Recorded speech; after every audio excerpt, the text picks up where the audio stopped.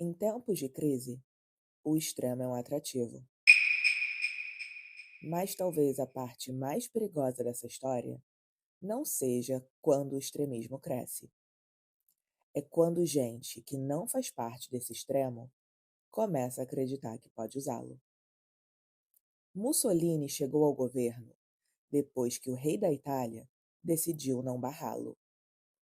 Hitler virou chanceler depois que políticos conservadores acreditaram que conseguiriam controlá-lo. Nos dois casos, eles estavam errados. E o que aconteceu depois foi muito pior do que a chegada ao poder. Meu nome é Bárbara Matos, sou historiadora e mestre em História. E esse é o podcast do Barbaridade Histórica. Aqui, a gente não decora a data, a gente entende o processo. Se você não me conhece, me siga nas outras redes sociais. Para o episódio de hoje, eu escolhi 2 casos que mostram, com mais clareza do que qualquer outro, quem abre a porta para o extremo. E uma coisa que costuma ficar de fora quando essa história é contada rápido. O que ele faz depois que entra? Vamos às barbaridades históricas? Antes de ir aos casos, vale recuperar a ideia central desse episódio. Quase ninguém, numa crise, acorda pensando: hoje eu quero acabar com as instituições. O que aparece primeiro é outra coisa. Alguém precisa colocar ordem nisso. Desse jeito não dá mais. Qualquer coisa é melhor do que continuar assim.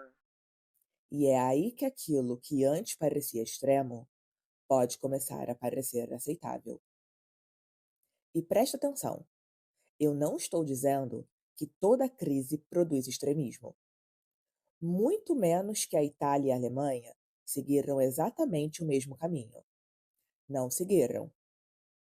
Mas os 2 casos mostram uma coisa importante.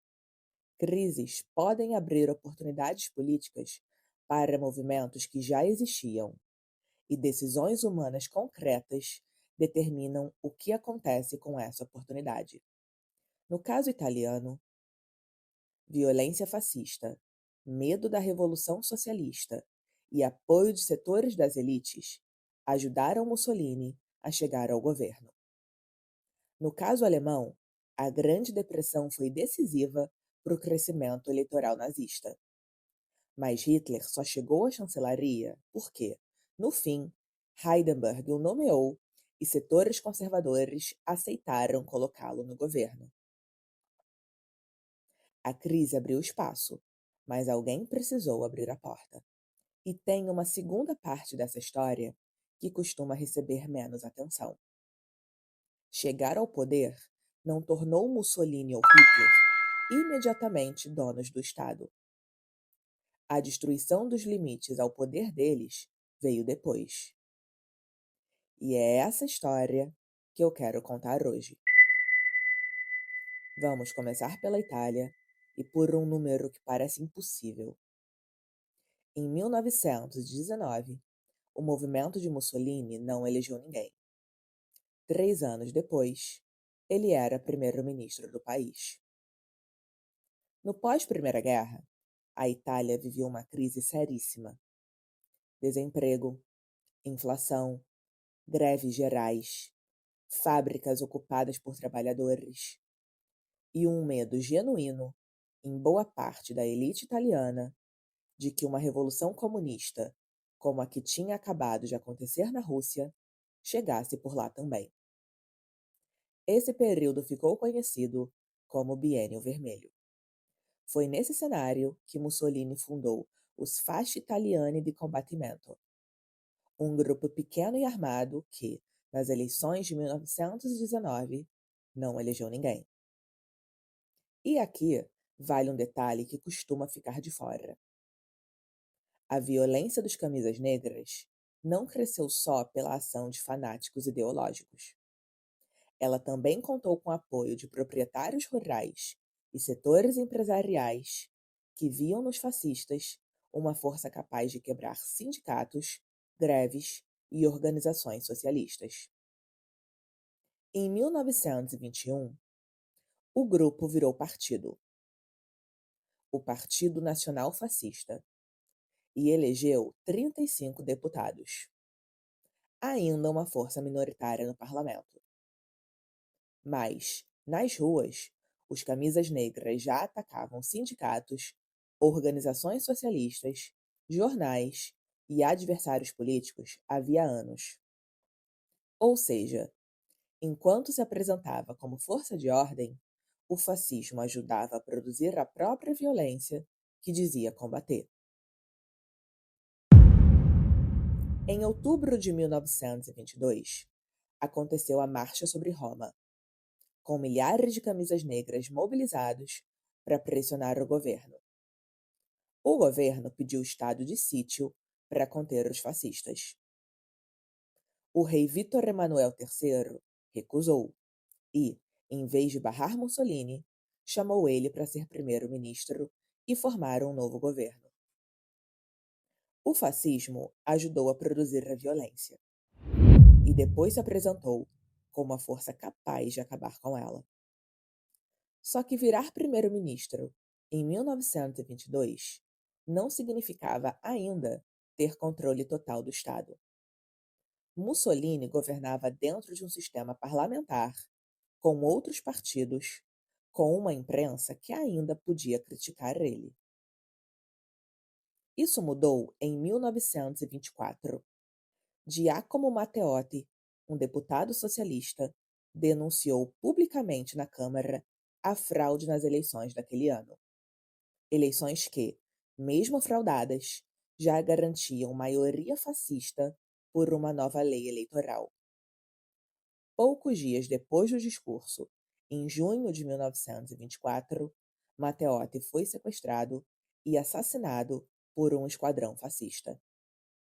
Isso quase derrubou Mussolini. A opinião pública se voltou contra o governo. Os distintivos fascistas sumiram das ruas da noite para o dia. E por meses, pareceu que o regime ia acabar ali, 2 anos depois de começar. Mas não acabou. Em 3 de janeiro de 1925, Mussolini foi à Câmara e, em vez de negar responsabilidade, assumiu publicamente, em suas palavras, a responsabilidade política, moral e histórica de tudo o que aconteceu. Não pelo assassinato específico, pelo clima de violência que ele mesmo tinha criado. E usou esse discurso como ponto de virada. A partir dali, e sobretudo ao longo de 1925 e 1926, o regime avançou sobre a imprensa, a oposição e as liberdades políticas até transformar o governo de Mussolini numa ditadura. A crise Matteotti quase derrubou Mussolini. Ele sobreviveu a ela e saiu do outro lado, transformando seu governo em ditadura. O caso italiano mostra um padrão importante. Chegar ao poder por meios legais não significa controlar o poder por completo. Isso vem depois, geralmente em cima de uma crise nova. O caso alemão coloca uma questão parecida, só que num ritmo muito mais rápido e com consequências ainda mais devastadoras. Hitler nunca foi eleito chanceler. Foi nomeado. Como isso aconteceu? Antes disso, os nazistas já tinham tentado o poder pela força. Em 1923, Hitler participou do fracassado Putsch de Munique, foi preso e o partido chegou a ser proibido. Depois desse fracasso, mudaram de estratégia. Passaram a disputar o poder, também através das instituições. Mas, em 1928, eles ainda eram uma força minoritária. Até que veio a Grande Depressão. Milhões de alemães ficaram desempregados, a crise se espalhou pelo país e os nazistas se aproveitaram disso como ninguém. Por quê? De novo, em tempos de crise, O extremo é um atrativo. Explorando a insegurança econômica, o medo do comunismo e o descrédito na democracia, em 1932, eles se tornaram o maior partido do Reichstag, com 37% dos votos. Depois de meses de impasse político, Hitler foi nomeado chanceler por Hindenburg em janeiro de 1933. Os políticos conservadores garantiram que conseguiriam controlá-lo. Não conseguiram. E aqui, a velocidade do que aconteceu depois é impressionante. Menos de um mês depois da nomeação, em 27 de fevereiro de 1933, o Reichstag pegou fogo. Os nazistas imediatamente apresentaram o incêndio como prova de uma ameaça comunista e usaram a crise para justificar medidas de emergência. No dia seguinte, um decreto suspendeu garantias constitucionais, restringiu expressão, imprensa e reunião e facilitou a prisão de adversários. Menos de um mês depois disso, em março de 1933, veio a Lei de Plenos Poderes. Essa lei permitia que o gabinete de Hitler aprovasse leis sem precisar do consentimento do parlamento. Em questão de semanas, a nomeação constitucional de Hitler tinha produzido as bases jurídicas de uma ditadura. E o processo de consolidação continuou. Em junho de 1934, na chamada Noite das Facas Longas, Hitler mandou matar lideranças da própria SA e outros adversários, eliminando rivais importantes e consolidando ainda mais sua posição. Um mês depois, em agosto de 1934, o presidente Hindenburg morreu. Hitler fundiu os cargos de presidente e chanceler num único título, Führer. O exército alemão, que até ali devia lealdade à Constituição, passou a jurar lealdade pessoal a ele. A partir daí, Hitler destruiu a democracia alemã, construiu uma ditadura e conduziu o país à guerra e ao Holocausto. Hitler não precisou vencer uma eleição para destruir a democracia alemã. Precisou que colocassem ele dentro do governo. 18 meses depois, praticamente todos os limites institucionais ao poder dele tinham sido destruídos. Mussolini e Hitler não chegaram ao poder da mesma forma. A Itália de 1922 não era a Alemanha de 1933. E nenhuma crise, sozinha, tornou aquilo inevitável. Mas existe uma coisa profundamente incômoda nos dois casos. O extremo não entrou no governo porque todo mundo virou extremista. Entrou porque, em algum momento, elites tradicionais decidiram que podiam conviver com ele, usar ele ou controlar ele. Não podia. E depois que Mussolini e Hitler entraram no governo, começou uma segunda disputa: desmontar os limites que ainda restringiam o poder deles. Por isso, talvez a grande lição dessa história não seja simplesmente que, em tempos de crise, o extremo é um atrativo. É que uma crise pode fazer o extremo parecer uma solução.